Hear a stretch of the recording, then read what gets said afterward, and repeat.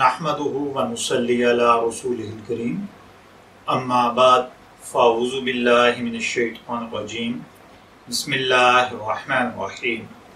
अस्सलामु अलैकुम dear viewers, आपके favourite informative channel Furqan TV से मैं हूं डॉक्टर शब्बीर अहमद। हमारा आज का टॉपिक है तलावत कुरान के वक्त खामोश रहना चाहिए या बोलना चाहिए। आप अलैहिस्सलातु वस्सलाम के फरमान के मुताबिक और कुरान पाक की आयत हामीम सजदा सूरत की आयत नंबर 26 के मुताबिक, और काफिर ये कहते हैं कि इस कुरान को सुनो ही मत, इसके बीच में गुल मचा दिया करो, शायद तुम ही गालिब रहो। आयत मज़कूरा से मालूम हुआ कि तलावत कुरान में खलल डालने की नीयत से शोर व गुल करना कुफर की इलामत है। इससे ये भी मालूम हुआ कि खामोश होकर सुनना वाजिब और ईमान की इलामत है।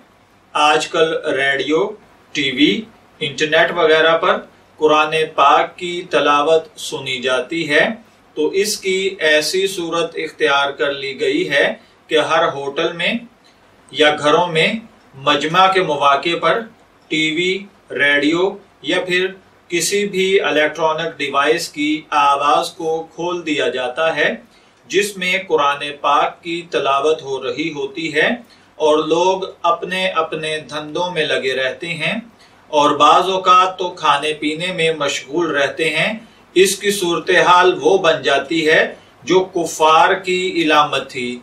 अल्लाह ताला मुसलमानों को हिदायत अता फरमाए कि या तो ऐसे मौके में तलावत कुरान के लिए इन चीज़ों को न चलाया जाए, अगर चलाना ही मकसूद हो और बरकत हासिल करनी हो तो चंद मिनट चलाकर सब काम बंद करके खुद ब खुद उसकी तरफ मुतवज्जे होकर उसे खूब तसल्ली के साथ सुने, फिर दूसरों को भी इसका मौका दें।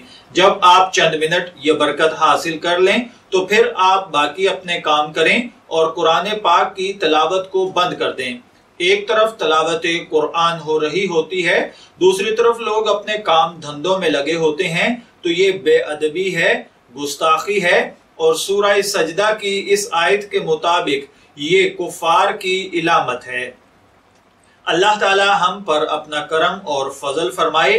मैं दुआ गो हूँ कि अल्लाह ताला हमें इन बातों को समझकर, सीखकर इनके मुताबिक अमल करने की तौफीक अता फरमाए। इजाजत चाहेंगे, फिर मिलेंगे किसी नए टॉपिक के साथ। तब तक के लिए अल्लाह हाफिज।